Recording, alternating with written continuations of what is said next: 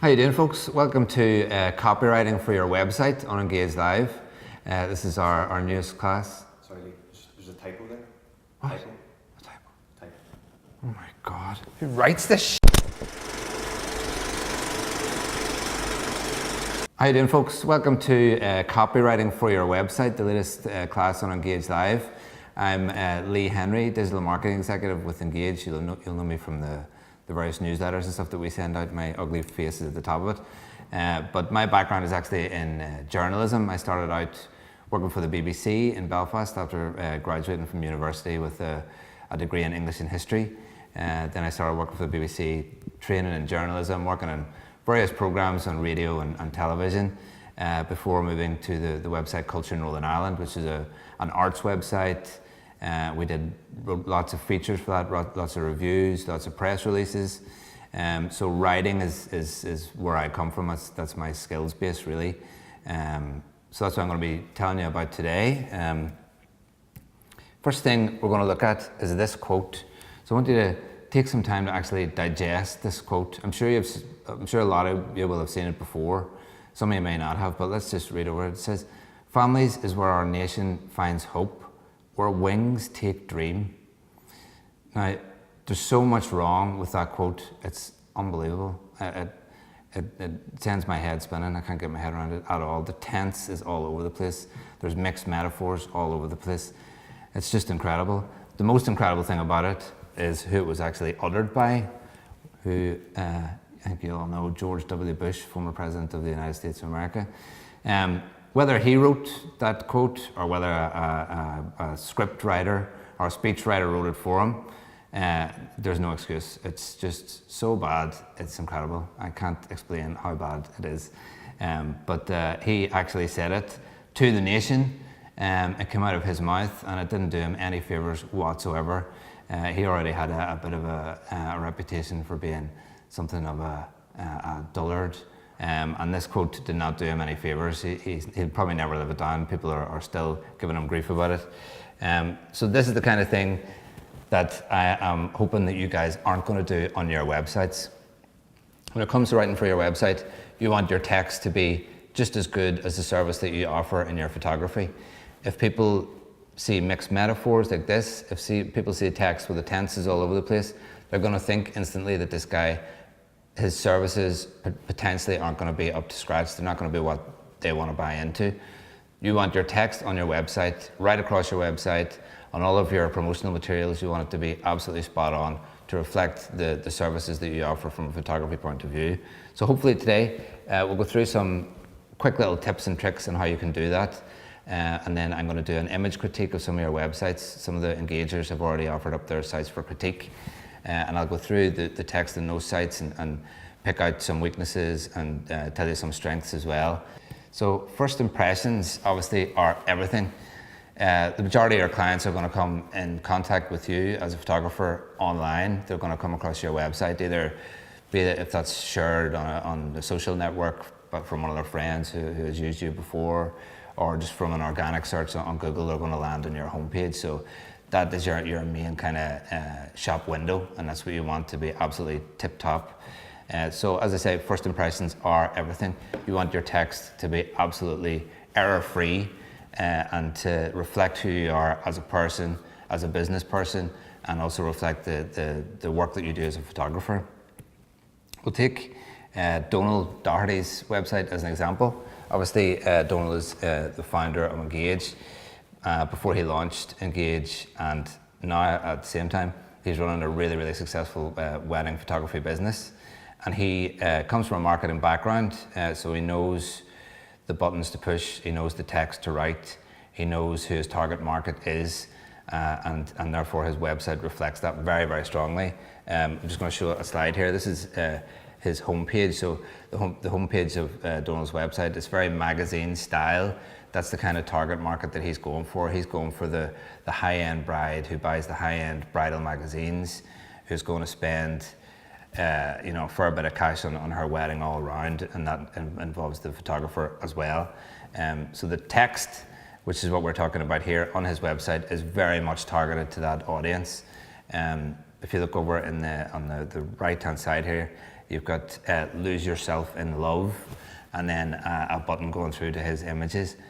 Below that, let me tell you a story, which that kind of links through to his blog, I think. Obviously there's a lot of love in there, you know, that reflects the aesthetic of the website as well. There's a lot of kind of nice muted colors, a lot of smiley faces, a lot of really strong photography, and that is reflected in the text that he has added. Also the font plays a big part on his homepage as well. He has a lot of italic kind of script font on his website, and that plays into the what brides are going to be reading elsewhere. A lot of the magazines that they read, a lot of the other kind of websites that they go to for other wedding suppliers, they too are going to have similar kind of font, similar kind of aesthetic with the script kind of cool, kind of clean look to it. So that's Donald's website. He knows who his target market is, and that also is reflected in his blog. So this is a blog that Donald has put out. It's up on his blog site, and he shares it on all of his social networks as well, with images of the bride and the groom. It's a great marketing tool. It's a way for people to see what he does. All their friends are going to share the blog and stuff, but the text within the blog is very targeted as well. So Donald will put a blog out, and there'll be maybe 10, 20 images in the blog, and it's introduced by a little bit of text, and he might have some more text running through the blog. He might have a Q&A with the bride, for example, but there's always a little introductory paragraph. Just have a look at the introduction to this blog. Donald, he's hitting the mark with the text. He's hitting the mark with you know what his target market is interested in. So he mentions the likes of Jimmy Choo's shoes. He mentions the dress designer, big name dress designer. He's using words like classy affair. You know, Jennifer and Finton's wedding was definitely a classy affair. That is done very purposefully, because he knows who his target market is. His target market is the kind of higher end bride, the classy bride, the bride who's going to want Jimmy Choo shoes, who's going to want a fancy Australian wedding designer or wedding dress designer. So that is all very, very targeted in the text here. What Donald has also done, he backlinks some of the text here. So Jimmy Choo, when he mentions that, he puts a backlink back to the Jimmy Choo website. That's a very strong part of the text on any website. It's really good for SEO, and we'll talk a wee bit about that later on. If we come through then to the Engage Live website itself, there's a fair bit of text on our homepage, and it's very, very different to the kind of text that appears on Donald's website. Obviously, it's a completely different service that we're offering to what Donald's offering, and our text reflects that.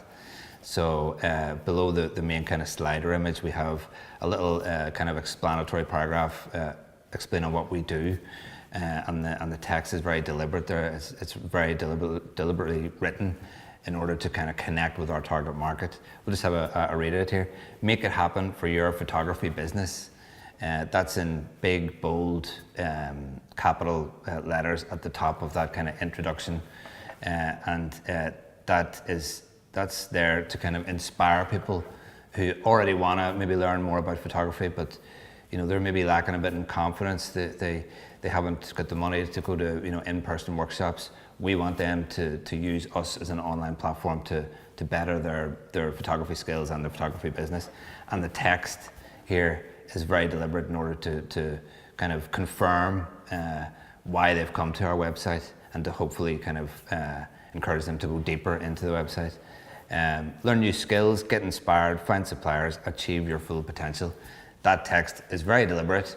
It's not florid, it's not flowery, it's not too wordy. We keep it short and sweet, nice and punchy, and that again is very deliberate. We've gone over this text, we've written it, we've had the team read it, we've rewritten it, we've proofread it, we've gone over it with a fine tooth comb, and we're happy with the kind of text that we have on our website.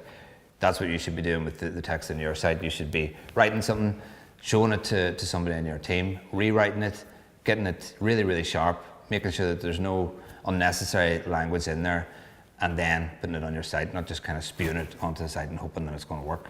Aside from that then, right beside the kind of introductory paragraph on our homepage, we have a video which explains what we do, and then a little button which says watch video classes, and that brings people through to the classes that we've created for our online courses. I mean, we could have written anything in that wee button. We could have just written video classes, we could have just written learn or whatever, but we talked about that in depth. And watch video classes, that text, 3 little words, that's all it is, but it encourages the person subconsciously to click through that, to continue their journey into our website in order to find our videos, find our content, and ultimately spend their money on our products. So even little small parts of text like that on your website, you should take them seriously and again, go over it with your team. Make sure you're really happy with it, and make sure that it's going to work.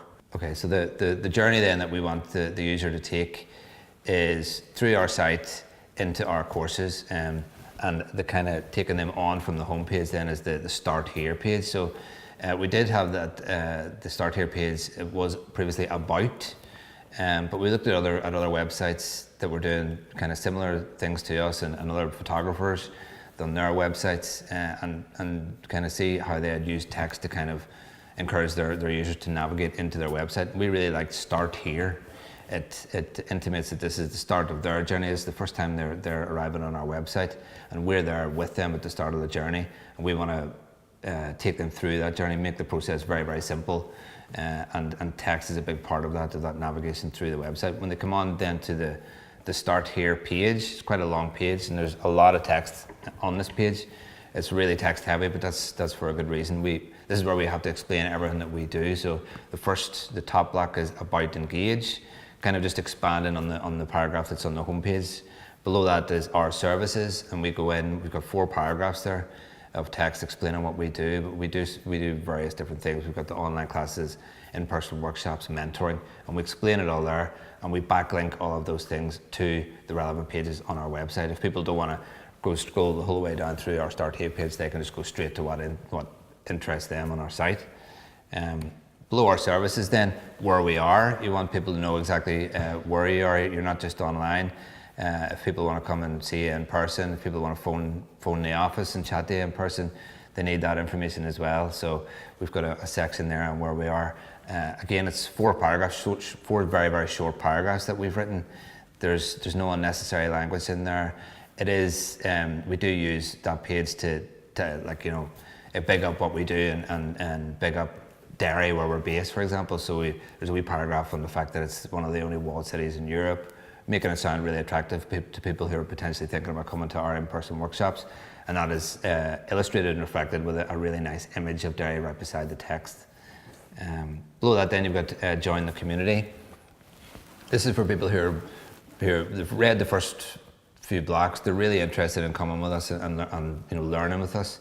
They're already invested potentially in what we're going to do. So we want to kind of encourage them in further and welcome them into the kind of engaged community. So this block here is Join the Community, where we have links through to our Facebook page, our closed Facebook group, to our newsletter where they can subscribe to get further information. And below that then finally we've got Meet the Team.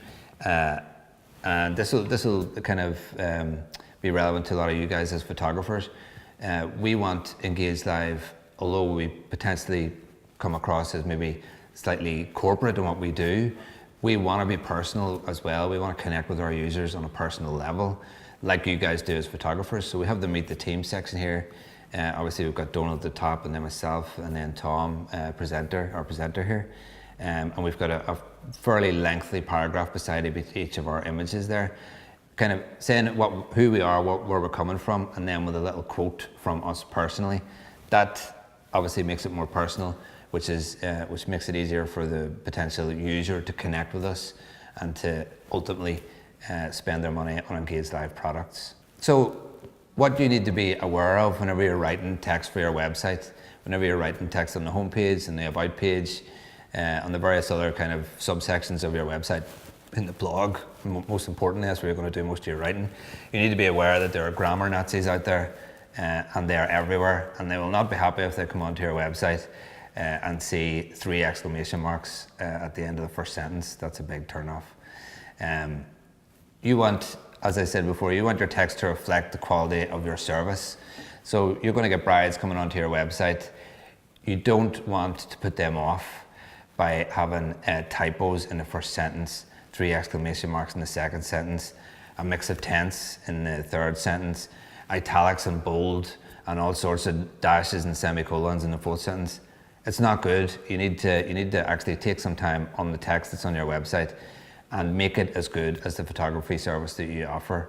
You don't want to be giving any potential client any reason to not purchase your services, to kind of leave your website and forget about you because your grammar's slightly all over the place. So now we come to the basics of text. So, okay, you guys, you've been out there, maybe you've been working in different careers, you come to photography, you want to make a real push at making a business of it, but text writing is not something that you're particularly skilled in or have been interested in until this point. Obviously, you've come to this class, so you want to improve your text.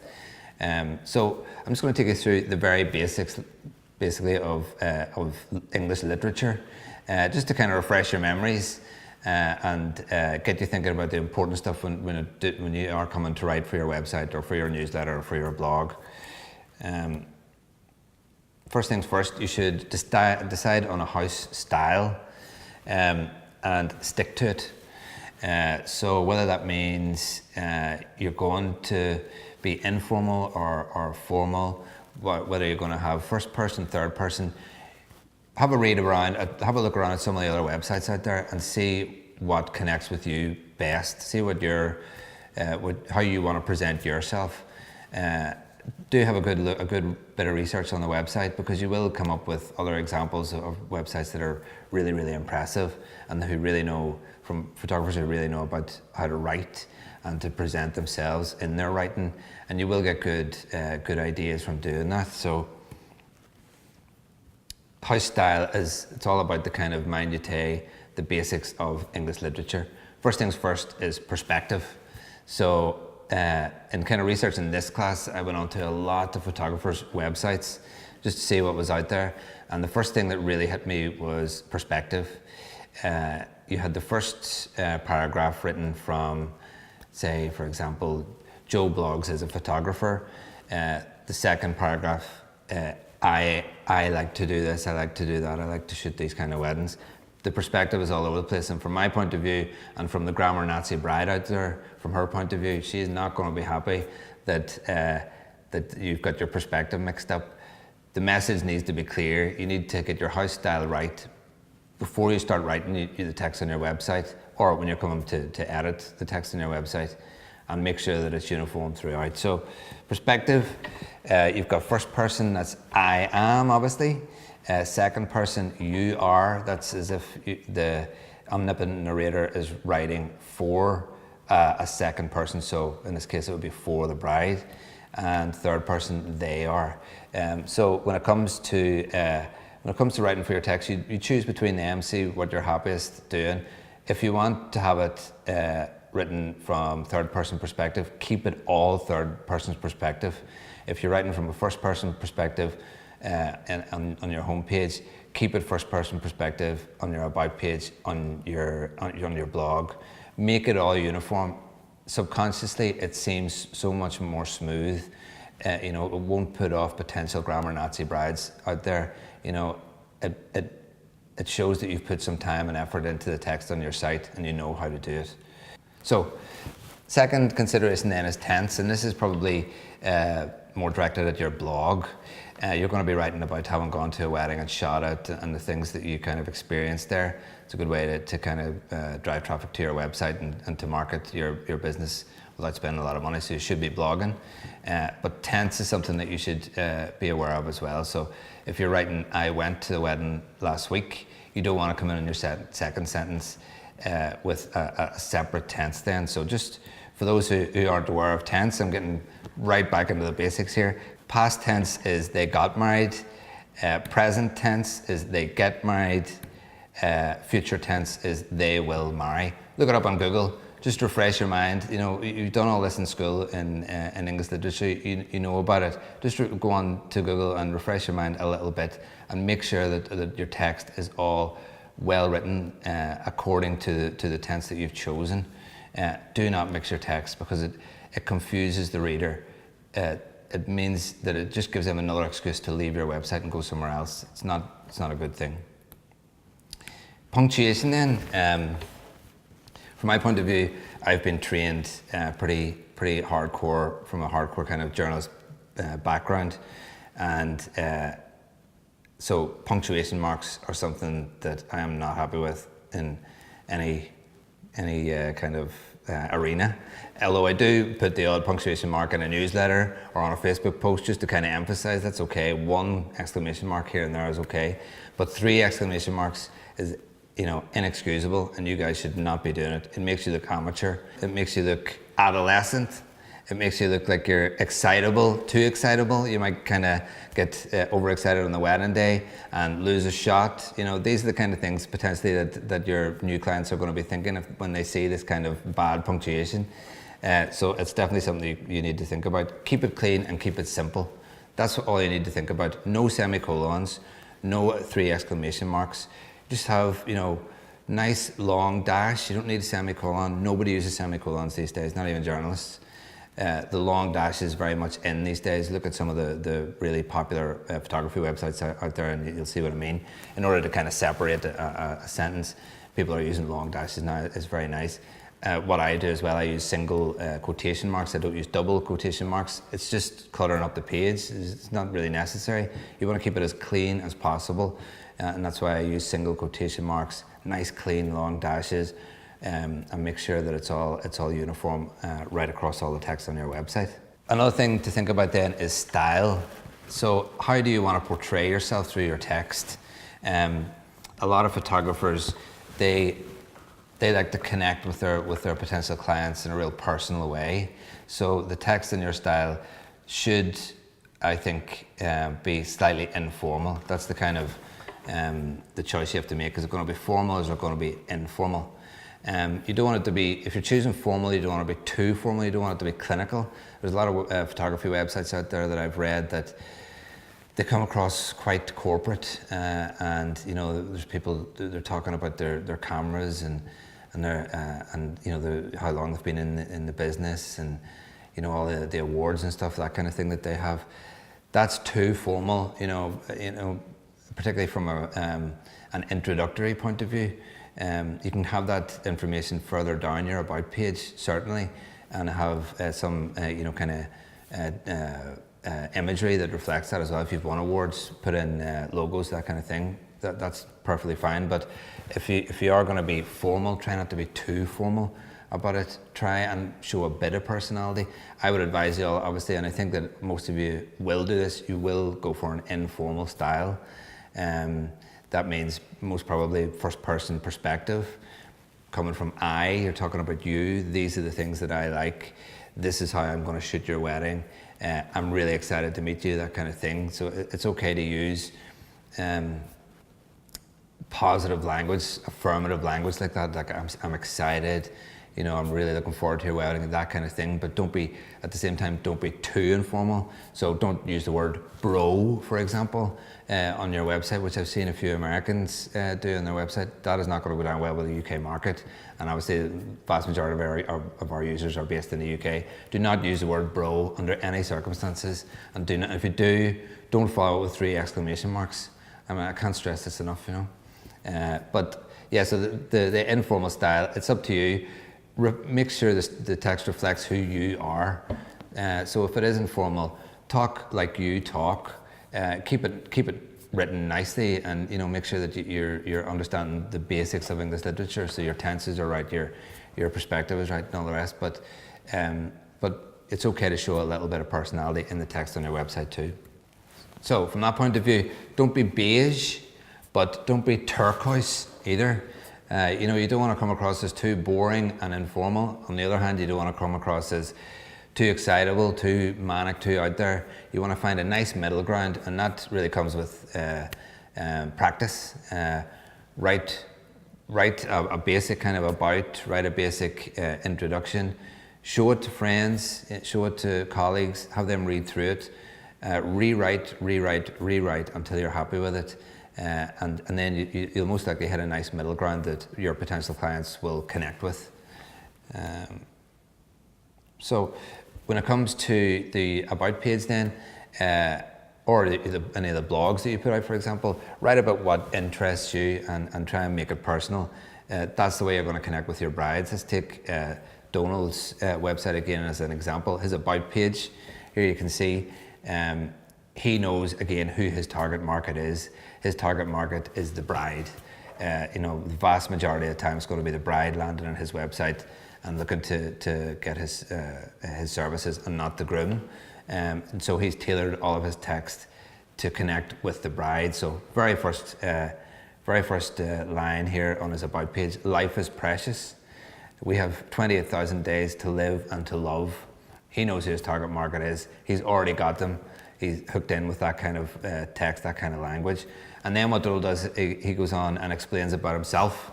So he mentions various kind of landmarks within his own life. Each one of them is going to hit a note with a potential client.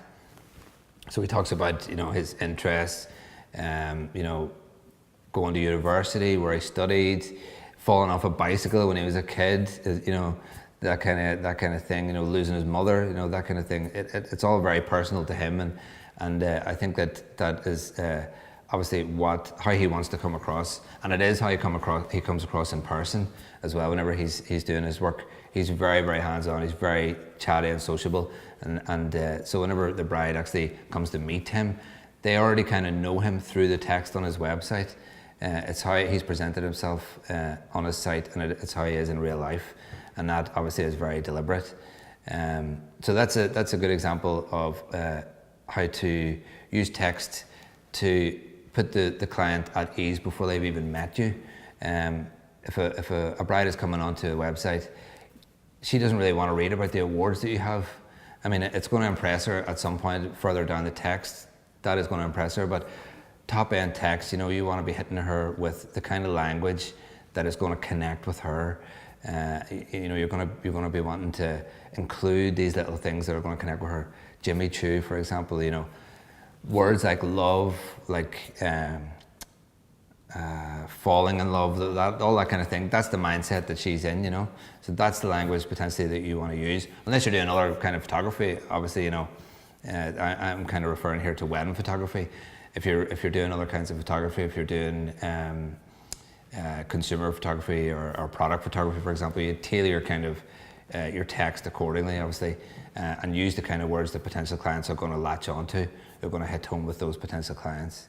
Don't use meaningless jargon in the text on your website. So increasingly, I'm seeing photographers starting to use the kind of jargon that puts me off, and I'm somebody who works within the photography industry, so I can only imagine, what kind of potential clients are thinking when they come on their site. I'm talking sentences like, going forward, touching base offline, I use off-camera flash, or I use OCF. Potentially, a bride is not going to have a clue what OCF is. So if that is something that you're trying to emphasize in the service that you offer, you use off-camera flash, or you use natural lighting. Don't use the kind of industry jargon for that. Explain it to the layperson. Let the bride know that you only work with natural light, and why you only work with natural light. How is that going to impact on her final products and on her imagery? It's okay to have a wee sentence in there explaining that. But there's no need to be using the kind of jargon that's going to potentially put off your clients. Make sure that your text is targeted. So we're just going to go on now to a website critique. I asked the Engager community if they would like to offer up any of their websites for critique, and a few of them came back, so many thanks for that. I'm just going to show you the kind of things that my eye picks up on whenever I read the text on a website, and in turn then the potential client is going to pick up on as well. So we're going to start with our own Tom Nichols website, and then we'll go on to a few after that. Okay folks, so we're going to start with one of our own team members' website. This is our own Tom Nichols, Engage Live presenter and photographer, second photographer to Donald, and now an associate photographer within Donald's business, so we're very happy for him. This is his own personal website. It's from a template from the design space, which is Melissa Love template. Check out her templates; they're absolutely fantastic. So this is his website, straight onto the homepage. I like his tabs. I like his font. It's all very branded. It looks very nice and clean. So we're going to scroll down.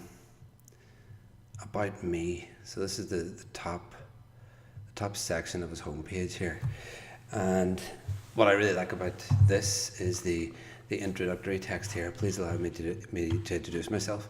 Obviously a Rolling Stones lyric for those in the know, and Tom has a big background in music, so that I like that it shows a bit of his personality, some of his interests and his background that comes across instantly, and it's also it shows that he's got a nice sense of humour, a nice personality. I think that's nice. So we're coming in then to the text. What I see initially, there's an extra space here. This is being pernickety, but if we want our text on our website, our copywriting to be absolutely top end, like our photography is, like your other services are, then these are the little things that you should pick up on. And from a grammar Nazi's point of view, they will spot these. So this is a double space there. I just need to shunt that over. I'm not a big fan of upcapping. So my name is Tom Nicol, upcap name. Okay, you're going to upcap Tom Nicol, obviously, but upcap name, I just think that's unnecessary. Again, the same here with photographer. You get that a lot with the academics. They kind of upcap their title. But I don't think it's entirely necessary, and it will rub some people up the wrong way. I don't think it's intentional here. I think it's just a little slip, potentially. So you've got upcap name there, photographer, and music all upcapped. Downcap. Upcap that which should be upcapped, such as name, directions, things like that. So come into the other text here. Now that I've got the formalities out of the way, let me bring you into my world. Nice line, that's good. Again, it makes it feel personal. Again, straight away here, we've got a lack of a space, so you take one of these spaces and put it down there, that would work nicely. Again, I like the font, I like the cleanliness of this page. It's all on brand, looks well. Okay, so here we are on Lynn Chapman's website. Lynn did a fantastic 2-day class for us on newborn posing in business, one of our most popular classes. So shout out to Lynn, she's one of the Engager crew. This is her website, Wings Photography, that's the name of the business. Initially onto the homepage here, and Lynn won't mind me being being honest here. She ran this past everybody and she offered up her site for critique, so she's got a thick skin. This Lynn will be okay. So here we are on the homepage.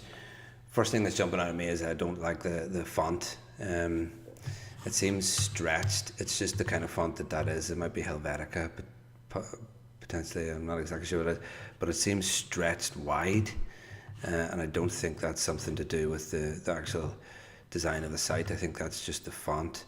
So I would change that font. I would go with something more neutral, more popular, something a bit more easier on the eye, something like Arial potentially, or Century Gothic, something like that. So yeah, that's the first thing that I would do, change the font. Let's get into the actual text. Lynn Chapman welcomes you to Wings Photography website, home of Chesterfield's leading newborn and portrait photographer. Okay, we've got upcapped here. Maybe that's okay, newborn and portrait photographer, or photography, sorry, we've got there. We don't have a full stop there, we do have a full stop there. Consistency. Personally, I would downcap leading, and I kind of understand if you want to upcap newborn and portrait photographer, if that's how you want to go with it. But personally, I would downcap it. I don't think it's entirely necessary. A little bit of inconsistency here as well. You've got and spelled out here, and you've got the symbol for and here. Again, to me, that just looks slightly messy. As I said earlier in the class, design a house style, talk to people in your team, come up with a house style you're happy with, and stick to it. Don't go away from it there. So don't make sure that you're happy with all of the things that you're doing. That includes little touches like that. Again, if you've got a full stop here, maybe need a full stop there, or take away a full stop. Come on down here. These are linked up. These little kind of sub tabs aren't linked. If you're going to link the images, I would link the text also. So this will go through to this. Obviously, portraits will go through to this. It's just another way to kind of make the text part of the navigation of the website. Going down into the text, just with she's undergone specialist training to ensure that's well placed. That should be on the homepage. If you're talking about newborn photography, that's very important. People want to know that you're qualified and you know what you're doing. So I think that's okay. I mean, otherwise, I would suggest, and other websites, I would suggest having the homepage largely given over to imagery. That's what's going to sell. That's what's going to pop. I think the images here are far too small. I would have all of this text in the about section, but because this is a newborn photographer, I think it's okay having that little bit of explanatory text on the homepage. That's okay. Classic children's portrait photography. Upcapped, totally necessary. I'm not sure. That's house style again. She's kind of missing the trick here, is Lynn. So we're talking about British Institute of Professional Photographer, BIPP. I would link that obviously through to their homepage. It gives them a nice backlink, so they might in turn give Lynn a backlink, and obviously Google, the search robots. If you've got healthy, strong backlinks on other websites that are trusted, that will help your SEO, and that will help your ranking as well. From an SEO point of view, it's always good to link up the text. If you are talking about an institute like that, link to their homepage. You know, just talking about BAMPAS here, hyperlink that text, link to their homepage. It's good for SEO. Again, a little bit of inconsistency here. Full stop, no full stop. Upcap which. I would assume that's a comma and not a full stop, in which case that shouldn't be upcapped. And there we go. There we've got a typo, our first typo of the critique, which has eared her multiple awards. Sorry then, I have to flag these things up when I see them. Typos, not good. A little bit of inconsistency.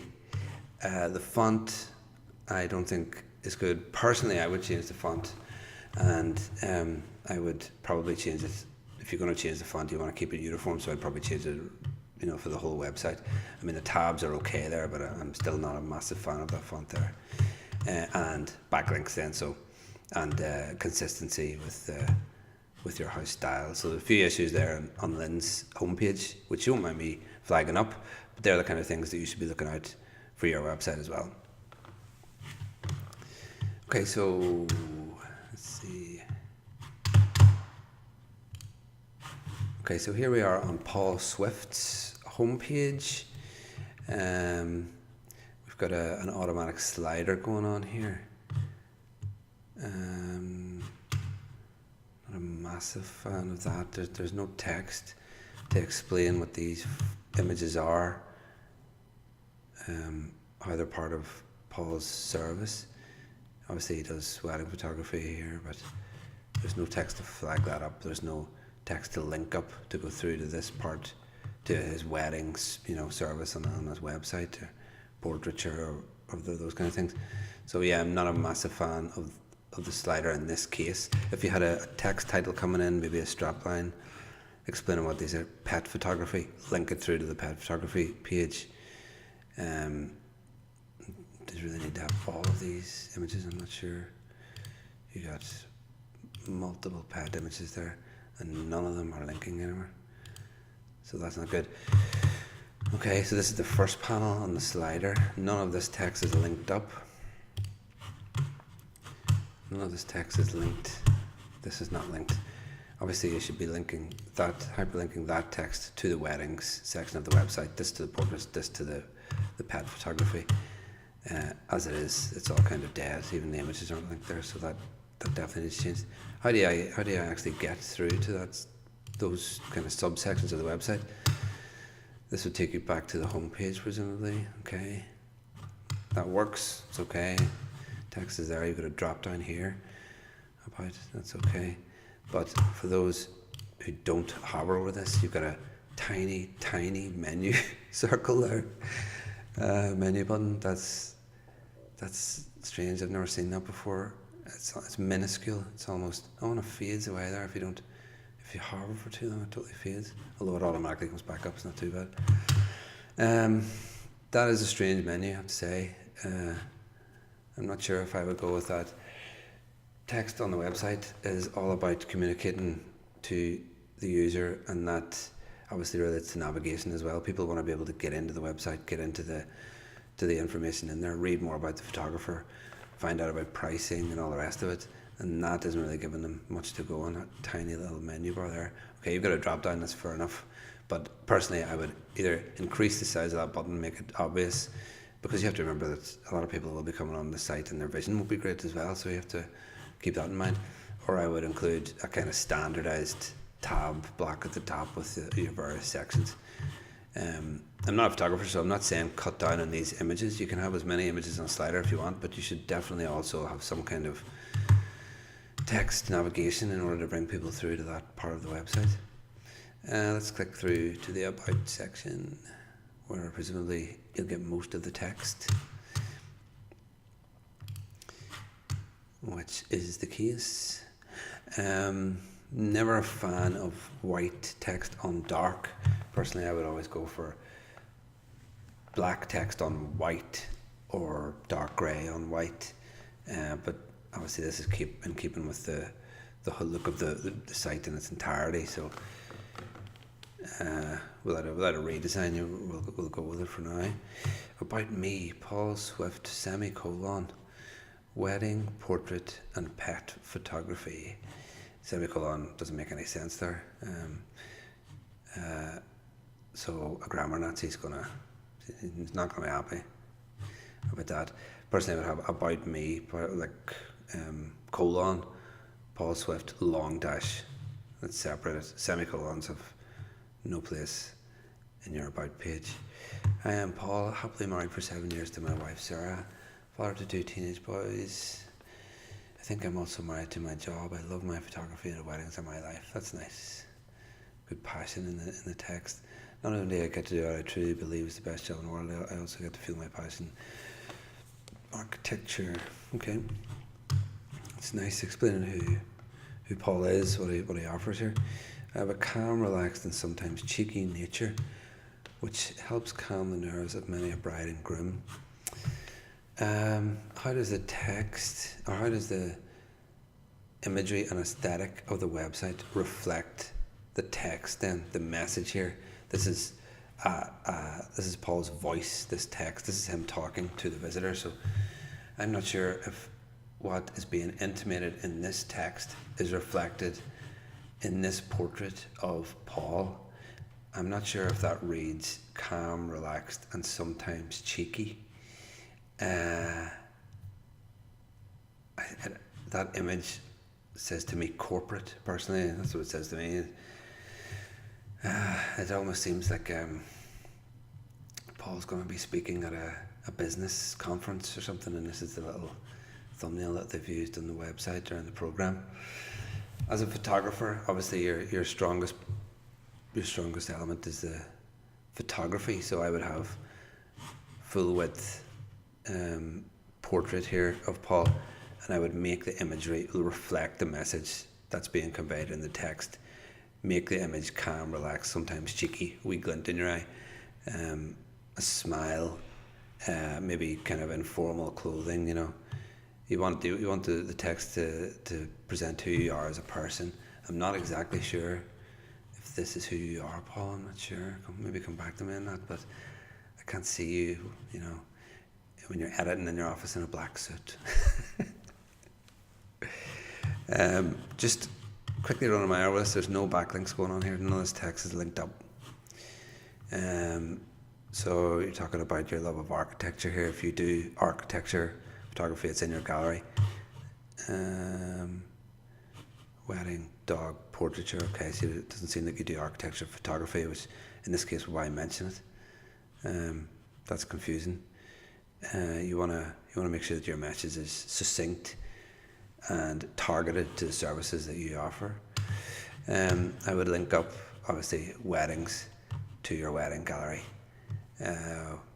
where it mentions pets and dogs. I would link that up, obviously, to your pet photography here.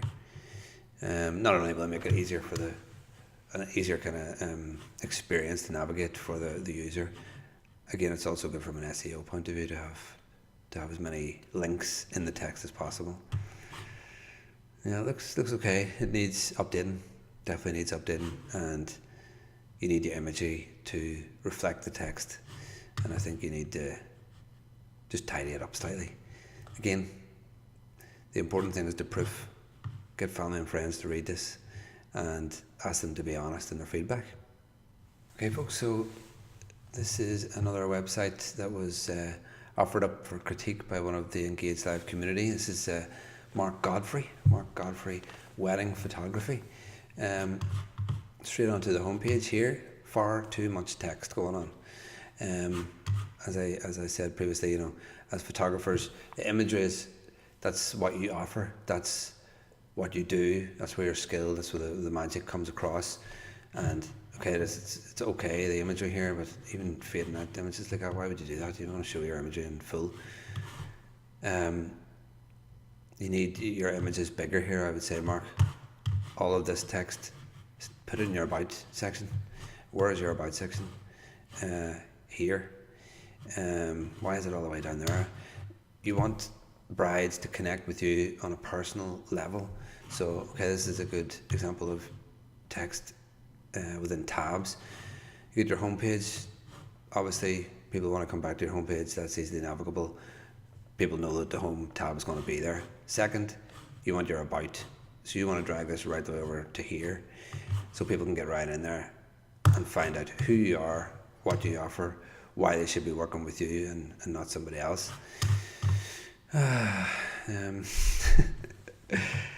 Similar to Paul's website. Is this who you are, Mark? Do you wear a suit all the time? I'm not sure if you do.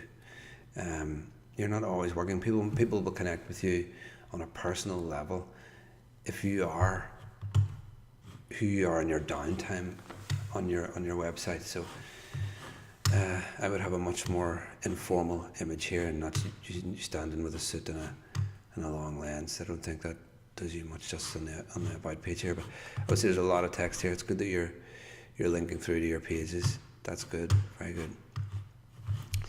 Welcome to the wonderful world of wedding photography. Nothing wrong with a bit of alliteration there. A little bit of www. It's nice. Comes across well. My name is Mark, and I have a passion for fabulous wedding photography and pride myself in delighting couples with their wedding photos. Such a privilege to be entrusted with photographing weddings and capturing those intimate moments forever. That's okay. You know who your target audience is, and that is reflected in how you've written this piece. My unique style, friendliness and professionalism will keep you calm and relaxed, ensuring you have a great wedding pictures to remember from your big day. That's fine. That's okay. Is it repeated here on the home page? Let's see.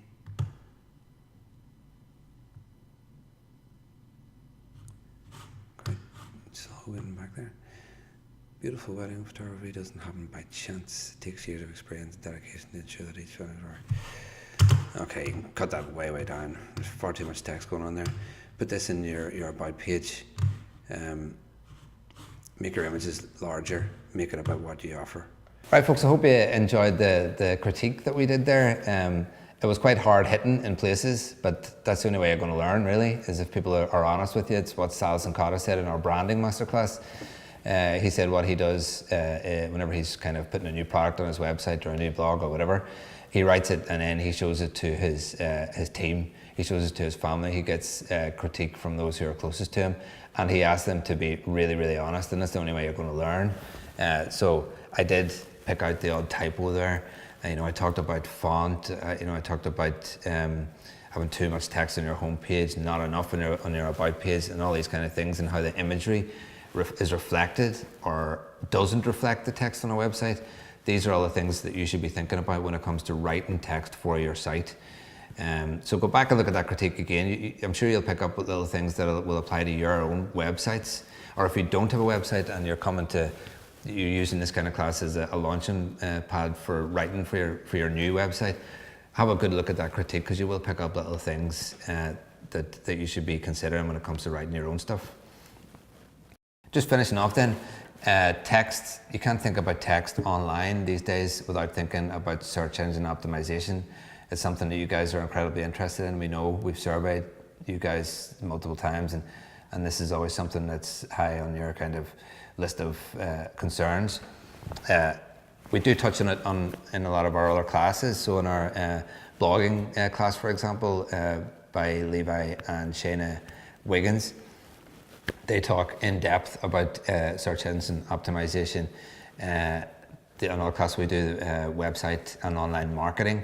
Alan Hutchison, really respected SEO expert in the UK. There's an hour-long piece with him in that class as well, focusing specifically on search engine optimization.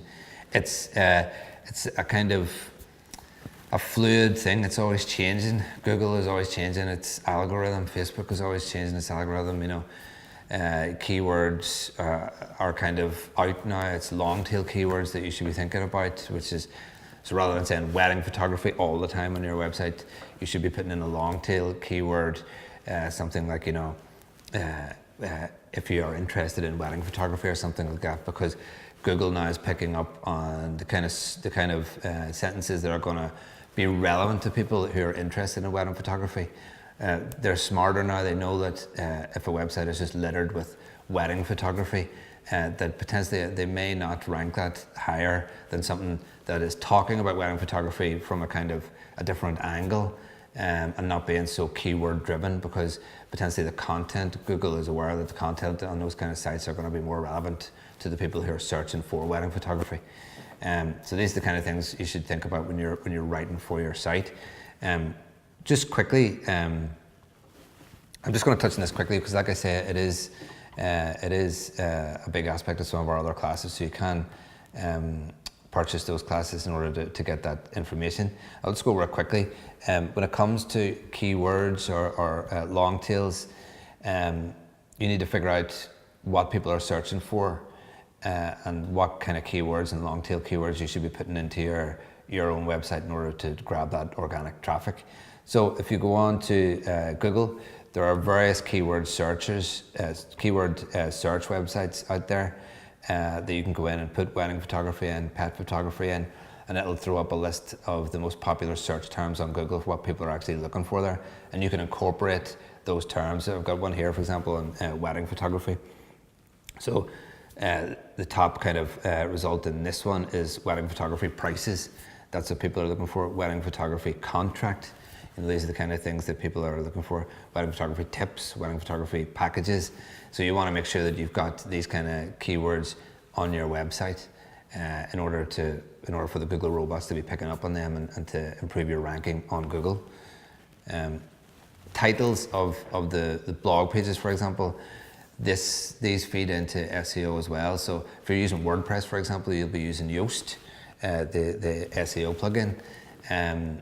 What you do, obviously, in Yoast, you put a keyword in or a long tail in the Yoast section of it, and it gives you a lot of tips on how to improve the SEO and using text on the same page. So if the keyword is repeated in the title, for example, then you'll get a higher score in Yoast, and the same goes for other kind of providers. If you're not using WordPress, if you're using Drupal, or if you're using Blogger or Wix or one-on-one, any of these providers, same rules apply basically. Keywords, long tail keywords, you want to make sure that they're relevant and they're reflected in the likes of the title of a blog page or in a strapline. Strapline is you get the title of your blog. Strapline is the next little short paragraph, like a one sentence that explains a bit further what's in the blog, and then you've got the body text. So again, if you are including keywords in the strapline, that will improve your SEO. If you're including those same keywords or long tails in the body of the text, which is where the majority of your text is, again, that will improve your SEO. You don't want to go crazy with the keywords, so you don't want, if you're a wedding photographer, you don't want to say wedding photographer in every sentence. You want to be smart with it because first of all, you'll put off a potential reader. If it doesn't read well, they won't hang about, they'll be gone. They'll go to another website that's written better. But also, Google is smart to these kind of things, so it knows if you're littering title, strapline, body text with keywords, it knows that you're trying to play it, and it won't rank you as well as it can do. So it's worth being subtle with these things, worth being a bit smart, and thinking about, in the body text, thinking about using other keywords that are relevant, that kind of link up with your kind of main keyword or your main long tail, that are potentially going to get kind of external traffic from people who are searching for other things regarding wedding photography, for example. They'll come onto your page, Also, then obviously links are also very important as well. So if you're mentioning, for example, another supplier that you work with, make sure that you highlight the text and link it through to their homepage. If your bride, for example, if she has a business, you might want to mention that, hyperlink it through to her homepage. As many links as you can, really. If you're linking out to other websites that are trusted, Google will appreciate that, and that will improve your SEO. And in return, if you're linking through to some of the suppliers that you work with, ask them to link back to your website as well. That will improve your SEO and therefore ultimately improve your Google ranking. So there's a lot to think about when it comes to actually writing for your website from an SEO point of view. Finally, metadata is something that everybody should be aware of as well. If you're putting an image onto a blog or onto a website, you want to give that an alt tag, potentially a description as well. That all feeds into the search engine optimization. It's keywords. It's what Google wants to see. So never put an image up there and don't have an alt tag on it. You're just an image is going to be picked up if people are searching for images in Google Images, for example. They can come onto your site through that search, through that image. So you don't want to be putting dead images up there. So that's it really. It's my kind of quick fire course on writing for your website. Like I say, practice makes perfect, so that's how you're going to improve. I know a lot of you guys you're visual. You're not necessarily kind of clued in when it comes to text and storytelling in that way. But it is something that will improve the look of your website. It will definitely pull in potentially more clients if your website is written well. If it's written badly, it will potentially put off clients. So you want to spend some time thinking about the text on your website, on the home page, on the about page, on your pricing page, in your blog, in your newsletter. Come up with a house style. Keep that house style uniform across all of your platforms.